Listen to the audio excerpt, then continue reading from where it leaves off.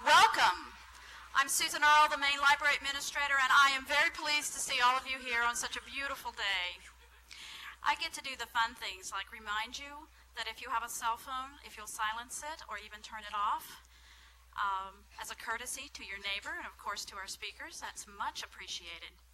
While you're here after the lecture, we have several books that are related to this topic, and they're right in our hallway with a self-check station there for your convenience. So if you see something you really want to check out after this, please do so. I also want to recommend two of our exhibits, Visions and Voices, right across the hallway. That is a series of photographs that documents our civil rights movement here in Nashville. And take a walk up to the second floor where you're going to see an exhibit called Altered Visions, which is quite related to the topic that's going to be talked about today. Without further ado, I'd like to introduce Mary Pat Teague, the Associate Director of Community, Neighborhood, and Government Relations at Vanderbilt University.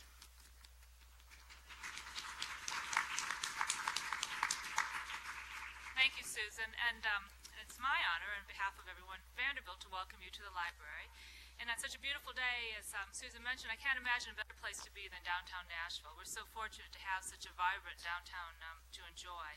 But today is also a day to celebrate because 5 years ago, early March, is the first time we had the lunchbox here at the library. And in thanks to the downtown library and also our amazing moderator, David Woods, it's far exceeded any expectations we could ever hope for. And I want to thank all of you for participating in that. And thank you for coming month after month. We really appreciate that. So before I begin the program today, as always, as in Susan did, there's always things to promote. Please make sure you pick up lunchbox about the final two talks of the series. And as for those of you who don't know, the TPAC at this Performing Arts at the down at the TPAC, it's a Vanderbilt sponsored one.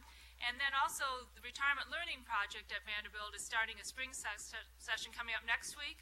There's brochures for that, and also listed here is a summer program. A lot of great programs with excellent Vanderbilt faculty members who are the speakers there and the teachers. So now, as always, it's my pleasure to introduce our good friend and favorite professor of philosophy, David Wood. Thank you.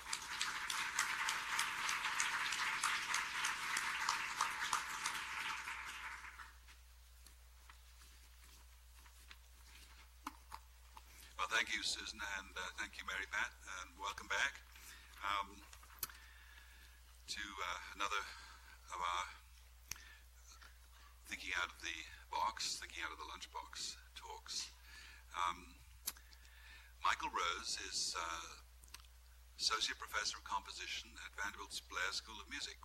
He studied at UPenn and then took a PhD from the Eastman School of Music. And we have been privileged to have him at Vanderbilt since 1986. Professor Rose studied with Pulitzer Prize-winning composers George Crumb and Richard Wernick, as well as legendary mentors George Rochberg and Samuel Adler. He himself has won several major teaching awards at Vanderbilt, including our prestigious Chair of Teaching Excellence. His work as a teacher is an integral part of his life as a prolific and celebrated composer. His awards and commissions include the Walter W. Naumburg Foundation's Chamber Music Commission, for which he wrote his String Quartet No. 2, premiered by the Meliora Quartet at Lincoln Center and the Library of Congress. And then there was a commission from the International Spoleto Festival for a violin-cello duo, 20 consecutive annual awards in composition from the American Society of Composers, Authors, and Publishers, string quartet commissions from the Blair Quartet and Mendelssohn Quartet, and 3 commissioned performances by the Nashville Symphony, most recently is Symphony No. 1, Paths of Peace. In 2001, Rose's Interferon, or piano concerto, was performed by 2 orchestras in the Czech Republic, and then in 2005 and 6, composed Pastoral Concerto for violinist Peter Shepard-Skewer, a portion of which has already been performed in Nashville and in London and in Skopje in Macedonia. In October 2005, Rose visited the Royal Academy of Music in London as composer in residence performances of his music at various places around London. And he's been invited there again for a second residency this year. 2 commissions for the current season are Graces, Furies for the Carolina Trio, and a piece called Arguing with God, concerto for klezmer and chamber orchestra for the Nashville Chamber Orchestra. And don't miss, and put it in your diary, Saturday, March 24th, when I think this piece is going to be performed at the Schermerhorn Symphony Center.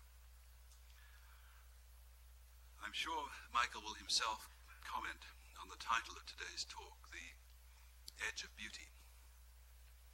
I understand it to reflect a quality of great art, and of his own music in particular, one in which beauty works a certain edge between order and the breakdown of order, or between security and danger, perhaps too between tragedy and hope.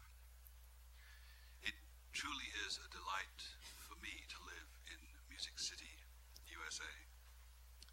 I trust it's only a matter of time before we're greeted at the airport, not just by the best country music in the world, but by performances of the cream of the crop of the Blair School of Music. And when that happens, Michael's work will be at the top of my list. Michael.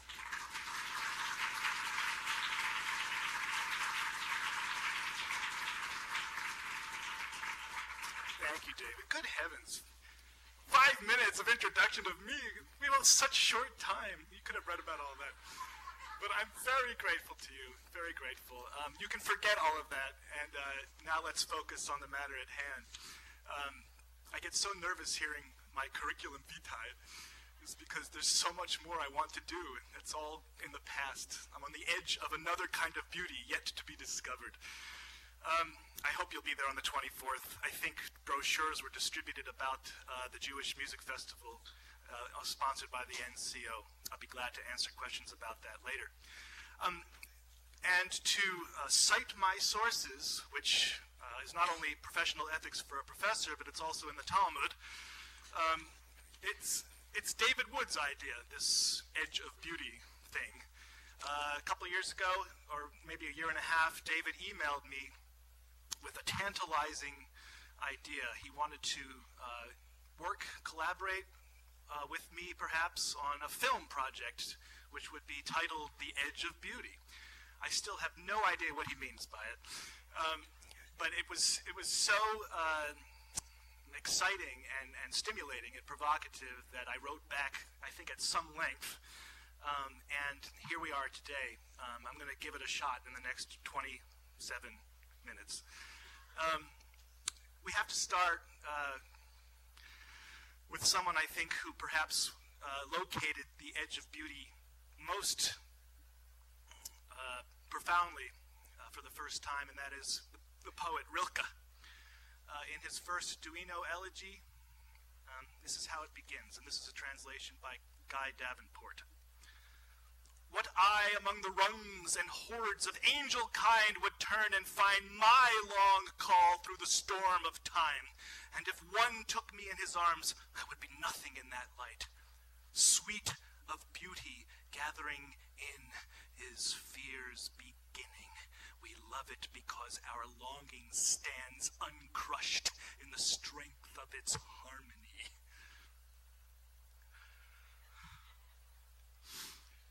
And then, in a later elegy from the same wonderful set of Duino elegies, Rilke writes, "Beauty and terror are very close." So, to be overwhelmed by beauty is a risky business. And it is my life's work to figure out what it means to stand in that blinding light of beauty, and constantly, daily, to redefine what beauty means for myself, and also to help my students redefine it for themselves. Just another poet, to give you another angle on this, my dear, dear Emily Dickinson. number 571 in our hymnals. Must be a woe, a loss or so, to bend the eye best beauty's way. But once aslant, it notes delight as difficult as stalactite. A common bliss were had for less. The price is even as the grace our Lord thought no extravagance to pay. A cross. Emily is right there on the edge of beauty. She's right there. As with David's term, I have no idea what Emily means. I have really no idea what Rilke means, but I know that they are speaking truths. Ringingly, resoundingly, overwhelmingly speaking truths about the connection between beauty and terror, about the inextricable bond between beauty and woe. The first movement of my concerto in a couple of weeks is called Dark Enough to See. It's a long story, but to me that's a good phrase for what it means to encounter the divine, or to encounter any beauty. I want to begin with an excerpt from Romeo and Juliet. You have a playlist here, just some things, some tunes I want to play for you. The Montagues and Capulets, sorry about the typographical error. Here is the beginning of this movement from Prokofiev's ballet.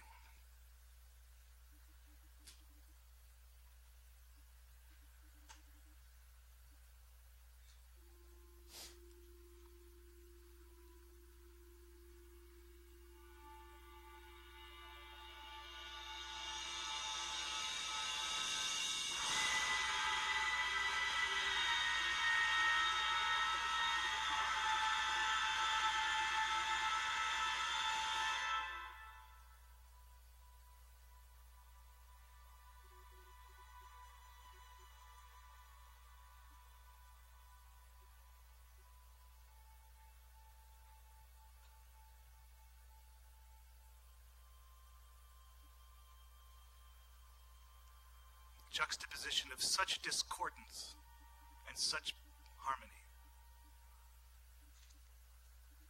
Just talk about it for just a minute. Crashing dissonance, which even Beethoven or Brahms or even Wagner, which we're going to get to, whom we're going to get to, wouldn't have been able to imagine. Only the 20th century can wreak such havoc in the orchestra. But Prokofiev's insight is that for Romeo and Juliet, we can't really understand Shakespeare unless we bring into direct contact that dissonance with the beauty that underlies it in this love story between our two young lovers. And so what's so amazing about Prokofiev's sound, about his genius for sound, is that as the crashing dissonance ends, we realize that the beautiful harmony of the strings has been playing all along. It's already there. It's already there. So as the crashing dissonance dissipates, we're hearing something that's there, that's present. And so the bond between beauty and that which threatens it and ultimately destroys it in the play is so very close that they cannot be taken apart from each other. They're one. So there's the edge of beauty right there in Prokofiev. Does that make sense? It's right there. But you see, listen to what happens next. Here's the next event.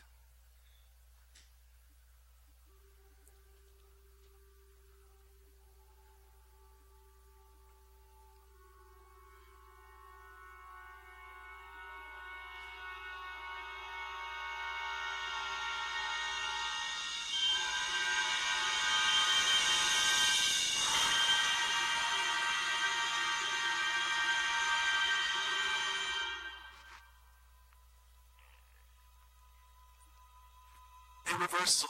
Do you hear it? Just the opposite. Just the opposite. Out of this glorious, blazing consonance in the orchestra, overwhelming in its beauty, comes the most painful dissonance in the strings. Impossible to sort it out. Impossible to sort out which is the more beautiful. What Prokofiev is urging us, enjoining us to realize, to imagine, is that what we thought of as dissonance is so very close to harmony as to be indistinguishable. That's certainly true of Shakespeare, isn't it? That's exactly what Shakespeare achieves in every play and every poem.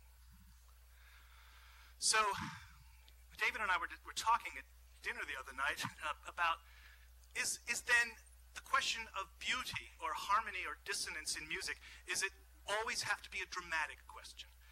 I'm giving you a dramatic instance from a Shakespearean ballet. Isn't there some way of separating, of dissociating these questions from drama, from representation, from mimesis, from some kind of external programmatic intent of the composer? Well, I don't know. We have to stay with the representational for a moment, and we have to confront perhaps the greatest fetish in music history. It is a fetish. It is almost an idol. I have friends who would walk 1,000 miles to hear this music, or at least take a plane to Bayreuth to hear it. And it's Wagner, of course. I count this moment in music history as a great disaster. And that's why I love it so much.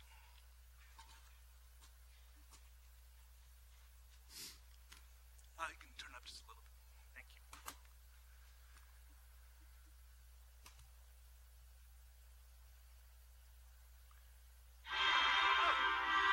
Not that one. Track 7. Okay, that was a disaster too.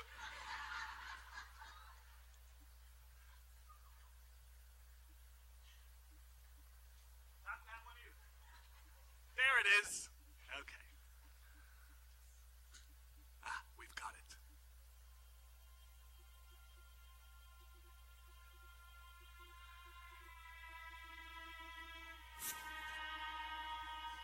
There it is. The fetish.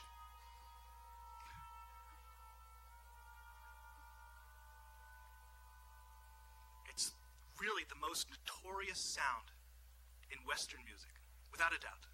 That chord. It's called the Tristan chord.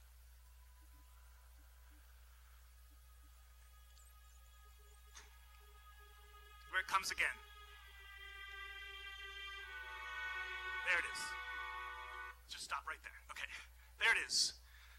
What's the problem? The problem is that no one knows how to analyze that chord. Thousands and thousands of pages have been written about this.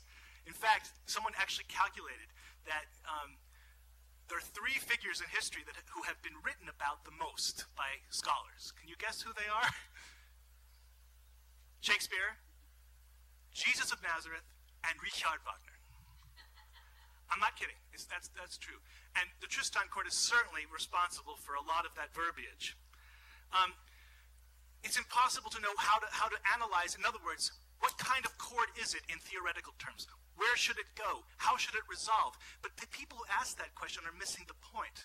The point for Wagner is that there's no way of understanding how it should go or what its process is. In fact, for the first time, really, a composer has grasped a sound for its own sake.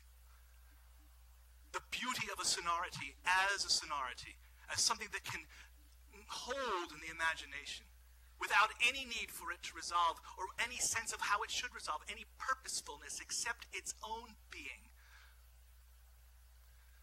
It's a disaster.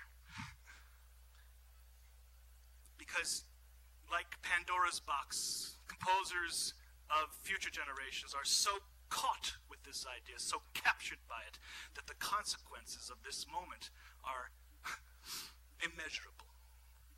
Debussy, for one, turns Wagner's Tristan chord upside down. In fact, he parodies it in several works. My favorite is Gollywog's Cakewalk. I'm so much fun, and he hates Wagner so much. But he can't help being influenced, and in fact, everything that happens in Debussy's music really owes its achievement, owes its power to this moment as a response, as a reaction, a rebuttal in French terms to Wagner. And so where are we on the edge of beauty here? We're on several edges here. If we can't analyze the chord, if we don't know how it's functioning, where it's going, in terms of, 1, 4, 5, or whatever, a Mozartian phrase, yam, bam, bam, ya, da, da, da, da, dam, yam, ba, bam, ba, ya, ba, ba, ba, bam. You know exactly where it's going. It's still very surprising because it's Mozart, but you know exactly where it's going. For Wagner, the real crisis is not only that we have a sound for its own sake, a redefinition of beauty, wouldn't you say? But also that the sound becomes associated with an idea. That's very German, isn't it? It's an idea of impossible love, of love that is doomed to failure, eros that is snagged by thanatos. And that's the Liebestod, of course, that comes at the end of the opera. The love-death.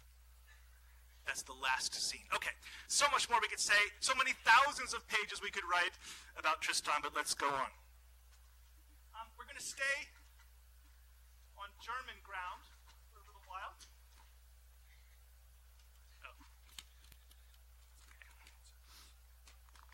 One of the reasons I got those awards, David, is because I can shout in a big room. No problem, okay? It's the only reason I got one of those awards. Really, because I could speak to a group of 400 students, and, it works. I wish that we could speak more intimately with each other. This is not my ideal situation for talking about these matters, but I hope to have a chance to do that with a number of you. Let's go on to Bach.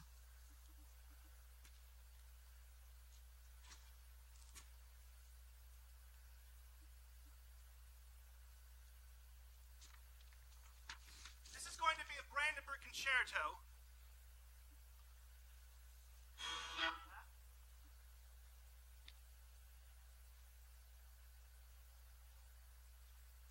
Now, I want to tell you something very strange. I believe that the most beautiful composers of every generation in music history are the most discordant, are the most dissonant ones, the ones who find themselves as close as possible to that edge that we're trying to define. And Bach is certainly one of them. This slow movement from the first Brandenburg gets more and more dissonant as it goes. And Bach has all kinds of strategies for unfolding that dissonance. Let's see if we can give an account of them.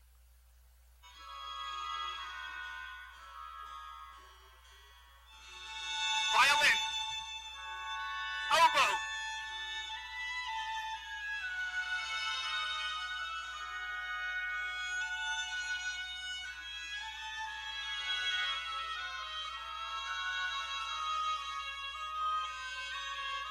so you see the oboe lags behind the violin there. Could you hear that? Please listen to it on your own. And because they're out of phase, because they're out of sync, they crunch against each other with the most exquisite dissonances. Bach does that deliberately. He prohibits them from sounding and singing together. Why? This imitative polyphony. They're singing it around, but he composes the round in such a way that they're so closely up against each other that it hurts. It hurts.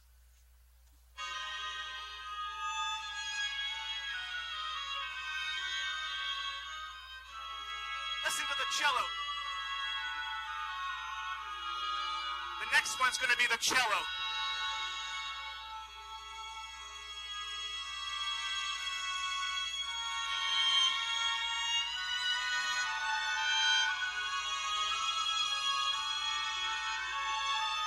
They're coming to a close. A beautiful cadence, a beautiful harmony. Listen to the cello. Cello.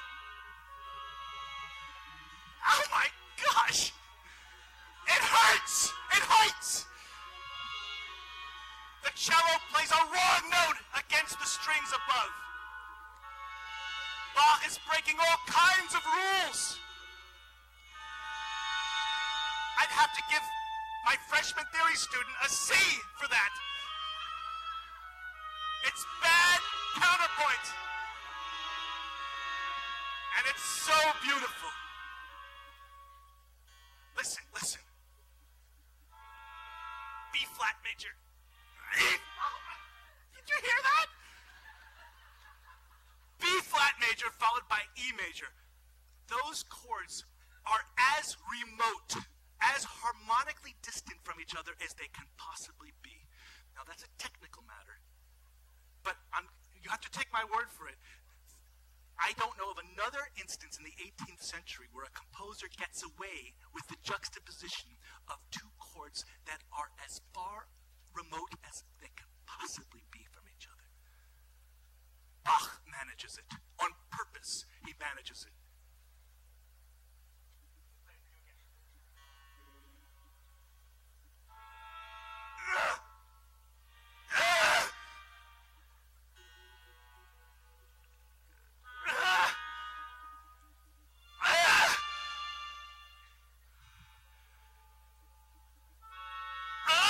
Turn the screw.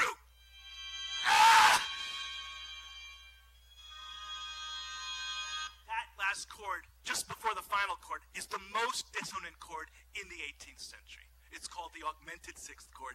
Bach is on the edge of chaos here in all kinds of ways. Now, of course, this is crazy. You're saying, this Rose guy is crazy. He's talking about how painful it is. It sounds pretty to me, right? It sounds beautiful. What's the difference between your apprehension of prettiness and my apprehension of painful, even terrifying dissonance? Is it a matter of education merely? No, I don't think so. We'll talk about it. I don't think it's just a matter of education. I think it's a matter of temperament and sensibility. It really is. It's a matter of understanding that where you want to be in Bach is either one place or another. You mediate between the security of the beauty of Baroque style and some kind of recognition that this music is on the edge of something terrible. Precisely because it's an account of Christ's sacrifice. Always an account of what Christ suffered on the cross. Always. Nothing can be separate from that fact in Bach's music. And if you're not willing to go to that place where Emily is in her poem, isn't she? If you're not willing to go there, then there's a piece of Bach that you're not hearing, that I can't possibly hear because I'm a Jew. Right? But I have my own suffering, don't I? And that's what my piece is going to be about on the 24th. In a fun way, I promise. Okay. It's not just education. Believe me, I don't know anything about music. That's why I'm in this business. All right. Speaking of Jews, how about Uncle Arnold? Schoenberg, I mean. When we argue with God as Jews or Christians or Muslims or whoever, we come into the presence of something awful, something mysterious, something beyond our human comprehension. That's Schoenberg's achievement in Moses and Aaron. Finally, as far as I'm concerned, someone in music confronts the terror of the divine. Definitively encounters how fearful it would be to find yourself in the presence of a burning bush that was not consumed. And so Moses, in good biblical terms, Schoenberg's Moses is so overwhelmed that he can't even sing. Remember, there he is, there's Moses. You single, you eternal, you omnipresent, and you inconceivable God. God is too weak a word. It has to be Gott.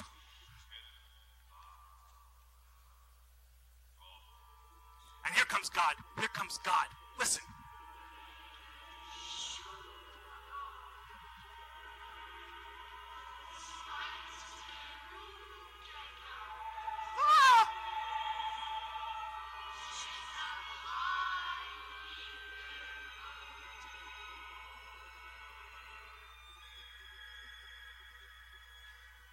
Okay, you may not download this onto your iPod. Okay, granted. But I hope in the next minute or so to convince you that it's more than just education or intellect to grasp what Schoenberg has done here.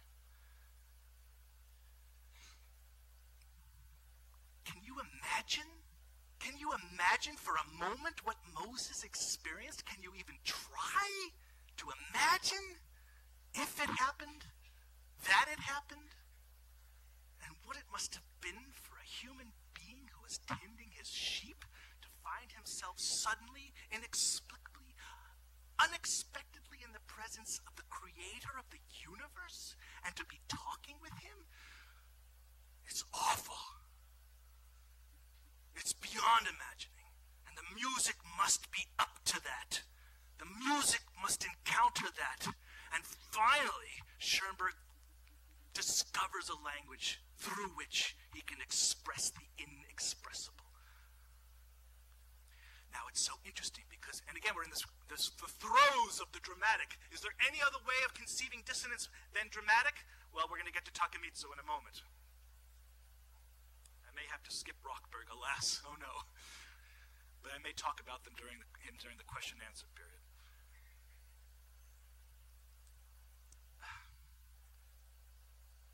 Schoenberg discovers something through his new musical language that simply didn't exist before.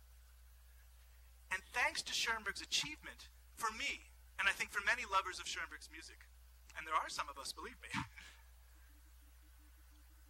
it forces us to reassess and rediscover Bach and all the previous composers, to reimagine and to understand more deeply what's going on in Bach's music, including an apprehension, and I love that word because it means both a kind of understanding and fear, doesn't it? Apprehension. An apprehension of the terror in Bach's music that runs all through the passions, all through the cantatas, all through the instrumental music, where Bach is consistently on the edge of beauty because that's the only way for a Christian believer to encounter his Savior. To realize his or her own sinfulness and the peril of his own or her own soul and what it means to accept the grace of Christ on the cross. That is a terrible undertaking. And so even the most harmonious and beautiful music of the 18th century becomes, thanks to Schoenberg, something infinitely more terrible, and therefore, thanks to Rilke, infinitely more beautiful. Because of Rilke's equation.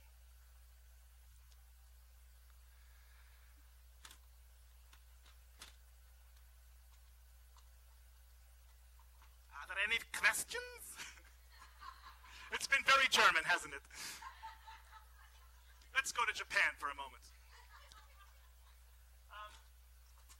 When David wrote me his email about The Edge of Beauty, he referred to this piece specifically, November Steps by Takemitsu.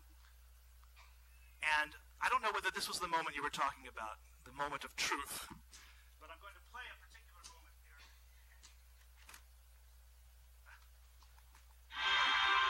No, that's Wagner. There's no escaping him.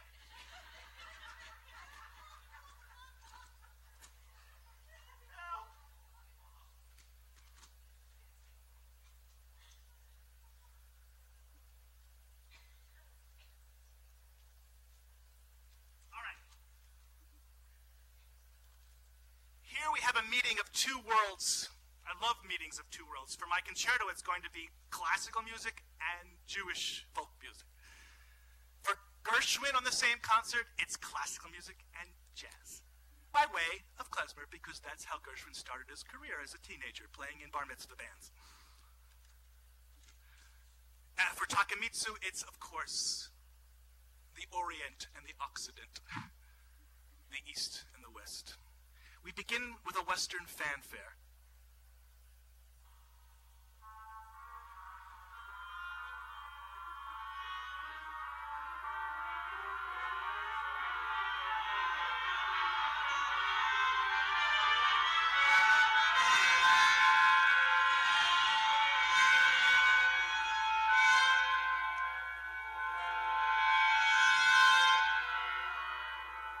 And there's nowhere for it to go. That's it. Fanfares are a bust. That's the cutting edge of beauty right there. There's nothing left that a fanfare can give us. It's already been done, especially by Wagner. And so what's left? Into that void comes this. A Japanese flute.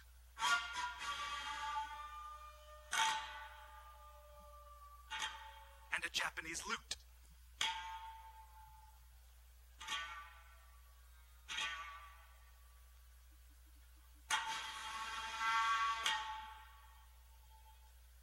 This is a kind of renunciation, isn't it? A renouncing of Western fanfares for something else, something from Takemitsu's own world, his own context.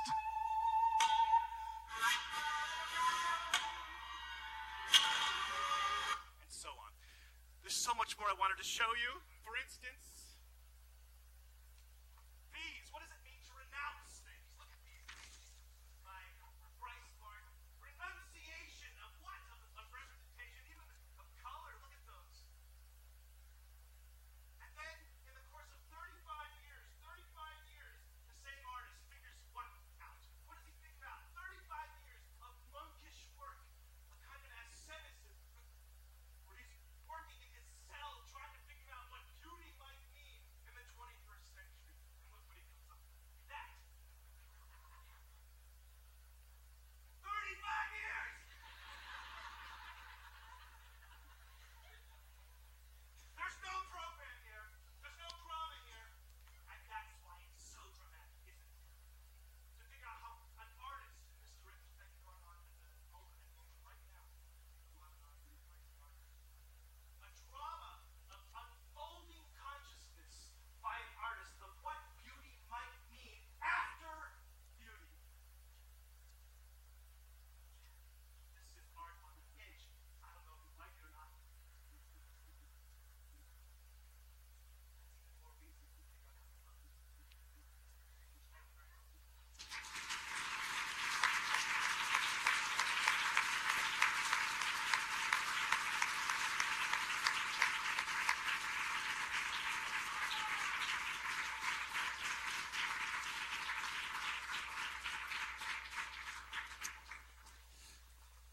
Well, we can't let him get away with that without a few questions.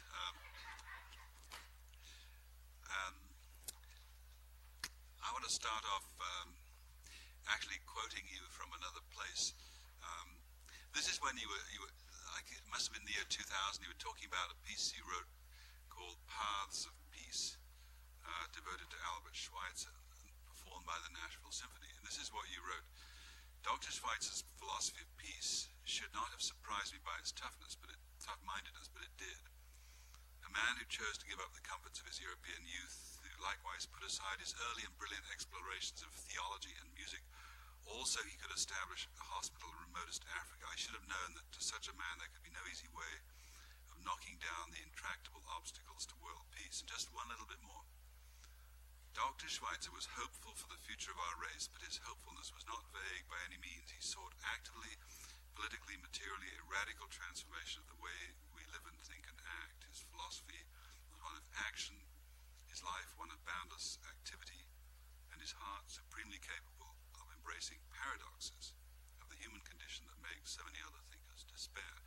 Well, listening to that, my questions would be these to you. Do you see music, and in particular your own music, as having a moral purpose? And second, that's the first question. Second, do you ever find this comes into conflict with purely musical ends that you might have? And lastly, given that Schweitzer seems to have given up music for medicine, how would you compare your choice with his?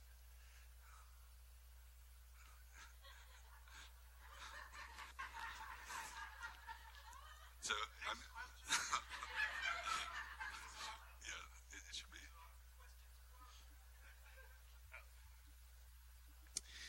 Well,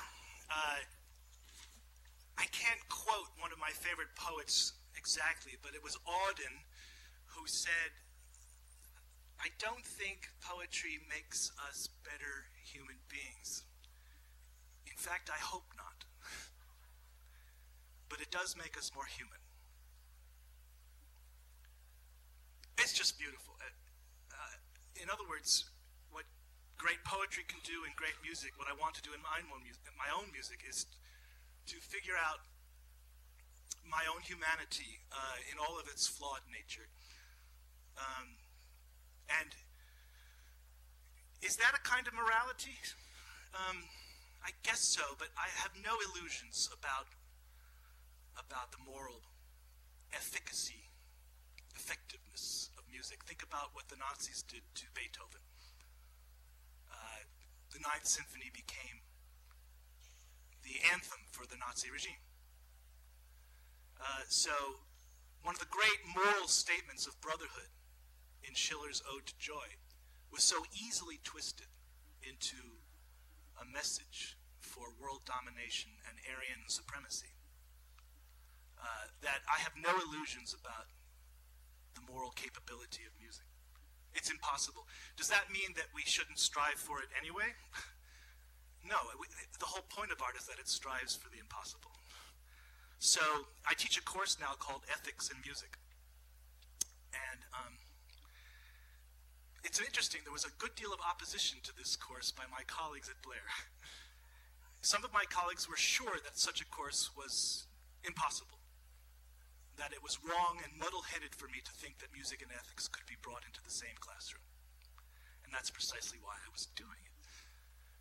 So I don't know whether the course is going well. All I know is that I'm having a ball, and I think the students are too. I'll tell you why I wrote those words, which still sound good to me. That was in the year 2000. I still believe what I said. I'm still suspicious of Schweitzer. He's just too good. You know, he's too good to give up everything and go make a hospital. I'm uneasy with such goodness. It's implausible to me in my own life. I'm so far removed from that kind of sacrifice that to try to write music about it seemed to me foolish. And I did it anyway precisely because it seemed so unlikely that I could achieve anything like the goodness of Schweitzer's own life in something called Symphony No. 1. All I know is that I am here on this planet to chart out what my friend Guy Davenport called another acre or so of being. And that's as good a reason as any. Okay, one more, and then we'll ask you for your questions.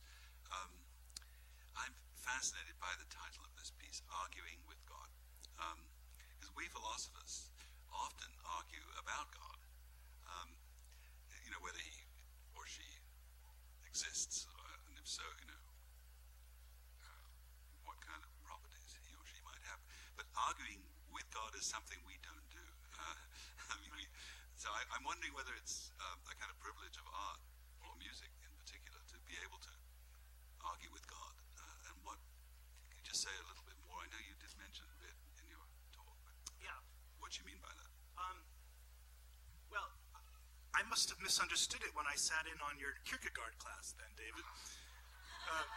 Because it seems to me that that's exactly what dear Soren was doing all along, wasn't he? Or at least one thing he was trying to do was to argue with God. So I think there's a closer connection between philosophy and what I'm doing in this piece, or what musicians or artists do, what theologians do, than you may be suggesting.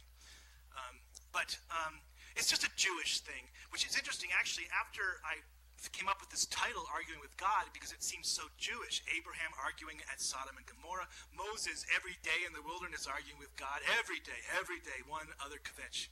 Or, kvetch, kvetch, kvetch. Complaining. That's what the Jews do, is what we do. And then Job, chapter after chapter of grievances against the Lord, And then God comes out of the whirlwind. It's a bust. He has no answer to Job. He just lords it over Job, literally, right? There's no answer to Job. Job clearly wins the argument because God cannot answer him in human terms. There's no way. But as I Googled arguing with God, it turns out that most of the websites were Catholic. So that was great. I felt like I was in good company. So what does it mean to argue with God? It's a form of, I think, devotion. It's precisely being faithful to come into the presence of something that may be the divine and to realize that there's a lot for that presence, for that being to answer for. Okay. Right, well, we're going to ask for some questions from the floor here, and Michael is going to sort of make notes as you ask your questions, and when we get to the end, he'll try and answer all of them in a kind of package.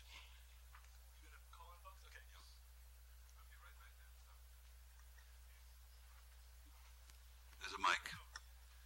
Michael, I have a little question and a big question. Go ahead, Matthew. And first, also a comment about your Auden remark, which Auden also said poetry makes nothing happen. So I'm not sure he can then say poetry makes us more human. But you said that Takemitsu's use of the Japanese flute and the Japanese lute were a renunciation. Isn't that sort of looking at the whole thing in sort of very Western terms, rather than seeing the use of the Japanese instruments as more of a positive thing, an announcement rather than a renouncement? And that's the little question. The big question was about the Tristan chord and about sonority as sonority for sonority's sake. You said that it was a disaster because it got attached to an idea, but music was getting attached to ideas long before that. Beethoven's Fifth Symphony and Fate Knocking at the Door. Isn't the idea of getting to sonority for sonority's sake trying to shed ideas from music? Isn't that where it went in the 20th century? Okay, thanks very much. A question just in front, yes, and then this lady down here. I moved here a couple of years ago from New York, so I really appreciate your Upper East Side freneticism. It's just, go have a bagel with you afterward. I don't know how familiar you are with the jazz sphere. That's what I know more about, and I was wondering if you could comment on dissonance, perhaps within the work of Thelonious Monk or John Coltrane, particularly as reflected at the times of some of their greatest compositions socially and what was going on in the jazz world itself. Thank you. Can we bring a mic up front here for this lady here?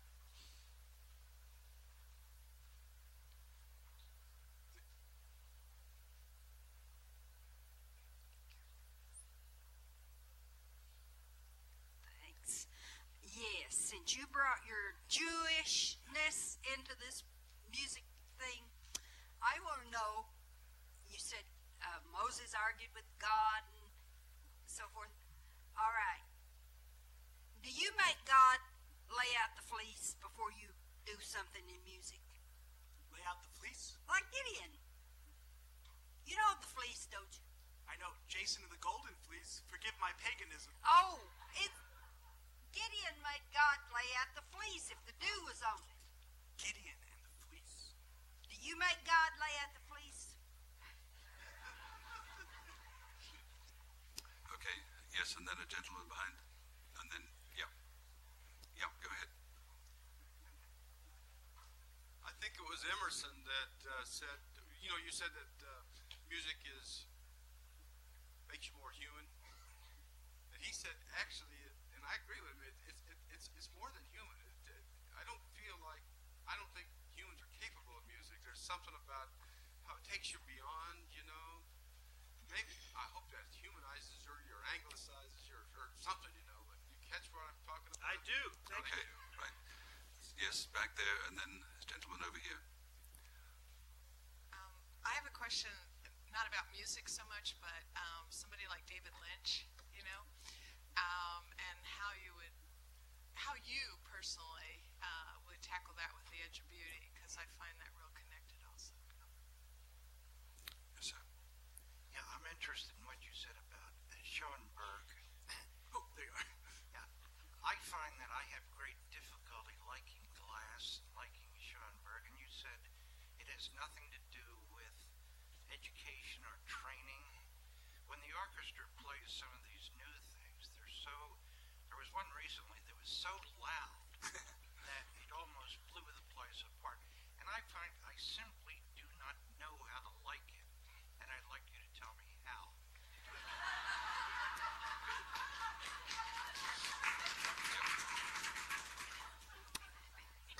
I just wanted to know if you think that composers like Stravinsky, with pieces like the Firebird and the Rites of Spring, come as close to the Edge of Beauty as the composers that you've listed here. Right. I think we got one more question. Yes, gentleman over there. I'd like to pay you a compliment and also a question. I can't help but believe that your students are absolutely fascinated by the manner in which you teach them. I should write that down. Secondly, your resume is fascinating. You're in the midst of a magnificent musical career. But one thing that was missing, your background, either your siblings or your parents, were they also involved in music? And at what age do you think you came to realize that this was going to be your life? 8 minutes, okay.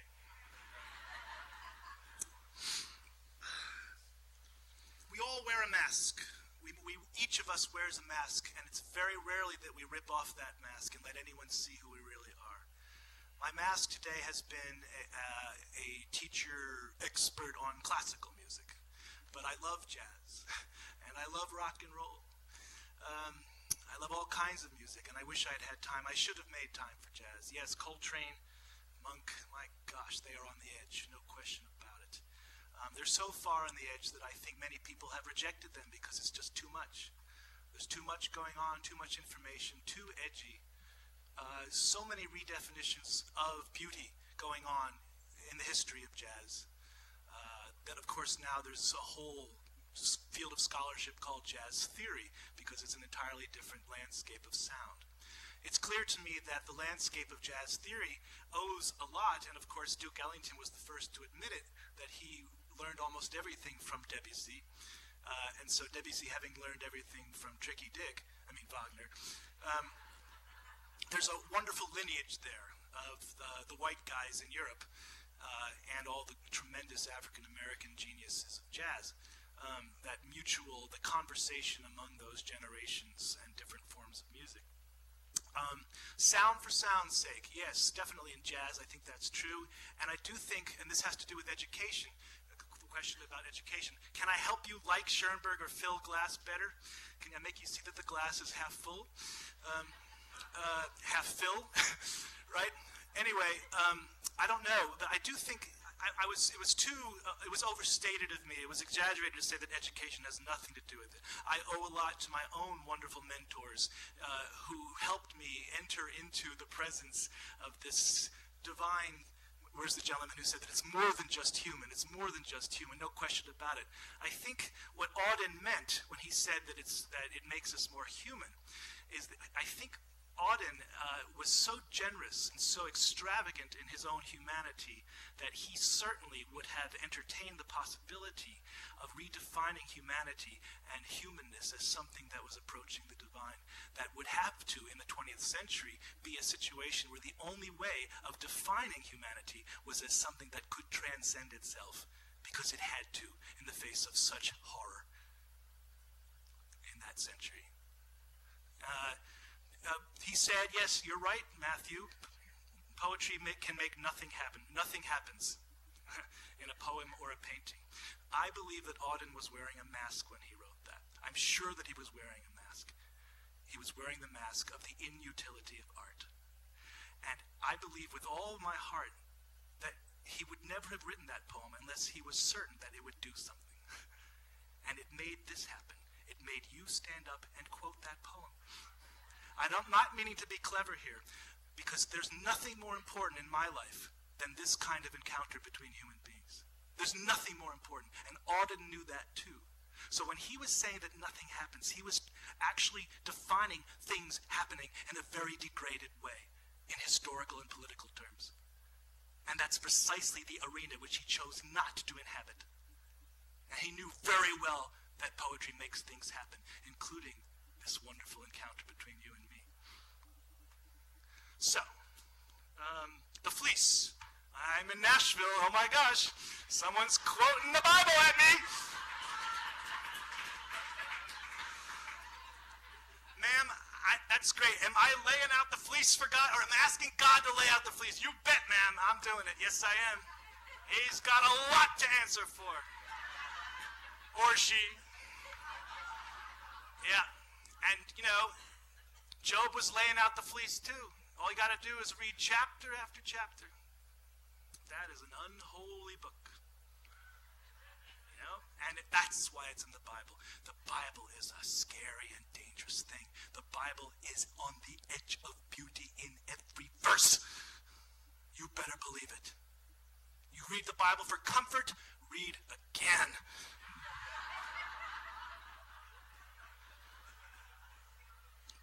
Stravinsky, oh, you know, it's like, I left out, yeah, sorry. Young man, I left out some of my favorite tunes. Of course, Stravinsky's right there on the edge. In fact, there's a whole journal called Perspectives on New Music devoted to the music of Stravinsky and Schoenberg, because by the end of the 20th century, scholars realized that in their very different ways, Uncle Arnold and Uncle Igor were really doing the same thing. They were redefining beauty.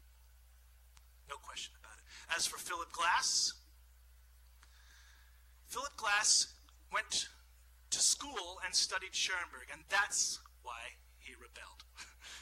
He hated it, just like some of you do. He hated Schoenberg, and his response to Uncle Arnold was to go to the other end of the sound spectrum and to create a music that is so magnificently simplistic as to be inane. That, oh, I like it too, but the point is that he empties out any kind of eventfulness to the point that the drama of the music is its very stillness. And that stillness in Glass's music is something marvelous and something that many people have no patience for. Literally have no patience for. It goes on too long, it's too loud.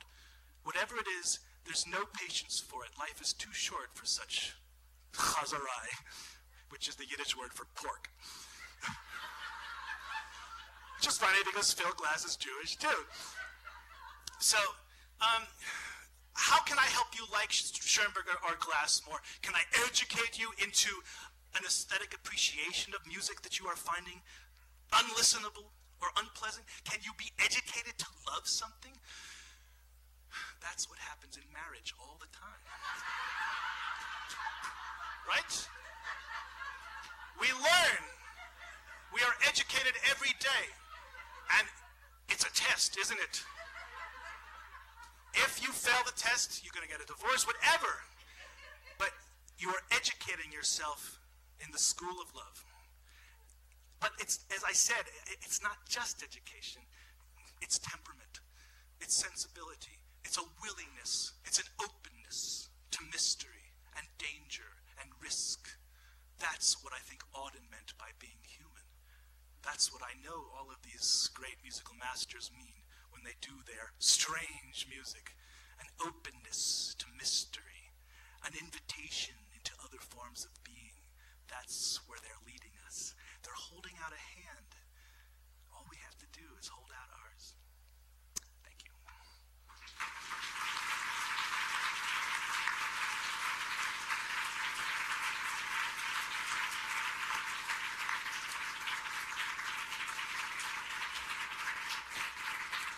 Thank you very much.